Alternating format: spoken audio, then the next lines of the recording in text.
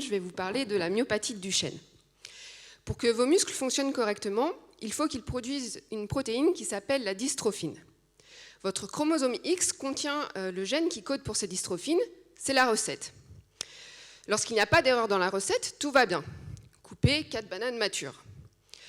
Le problème, c'est lorsqu'il y a des erreurs de frappe dans cette recette, comme lorsque, par exemple, il y a une syllabe en trop, coupez 4 bananes matutures, ou encore lorsqu'il y a une syllabe en moins, coupez 4 bananes marres.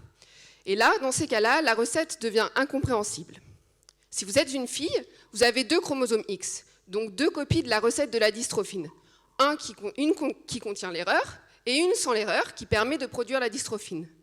Par contre, si vous êtes un garçon, vous n'avez qu'un seul chromosome X qui contient l'erreur de frappe, ce qui empêche vos muscles de produire la dystrophine. Et c'est dans ces cas-là qu'apparaît la myopathie de Duchenne, qui se caractérise par une perte musculaire progressive. Les premiers symptômes apparaissent vers 4 ans. Les patients perdent ensuite l'usage de leurs jambes vers 12 ans, puis décèdent suite à une insuffisance cardiaque et ou respiratoire vers 25-30 ans. Il se trouve qu'il existe une autre maladie dont la cause est similaire, mais dont les conséquences sont bien moindres, c'est la myopathie de Becker. Dans ces cas-là, il y a aussi une erreur dans la recette de la dystrophine, mais cette erreur n'altère pas le sens. Coupez 4 bananes mûres. Et dans ces cas-là, la dystrophine peut être produite par vos muscles. Ces dernières années, différentes approches thérapeutiques ont été développées avec comme idée de transformer une myopathie de Duchenne en myopathie de Becker. Parmi ces approches, il y en a une qui utilise une molécule qui sert de Tipex et qui efface les parties incompréhensibles de la recette afin de lui redonner un sens.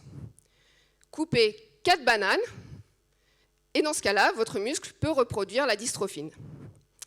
Donc là, on efface tout, là, par exemple. Alors là, on n'efface pas tout, on efface ce qui empêche de lire correctement la recette. D'accord.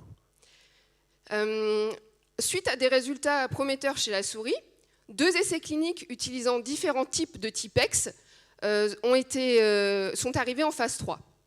Malheureusement, ces études n'ont pas permis de démontrer une efficacité, une assez grande efficacité chez l'être humain, notamment parce que ces différents Tipex n'ont pas été capables d'atteindre tous les muscles malades en quantité suffisante.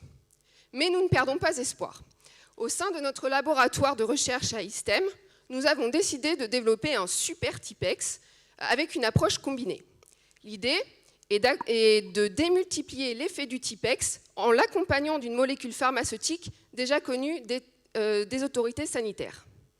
C'est notamment grâce à la bourse Fondagène, qui finance mon postdoctorat, que ce projet a pu voir le jour et que nous sommes actuellement sur la route de l'identification de cette molécule pharmaceutique.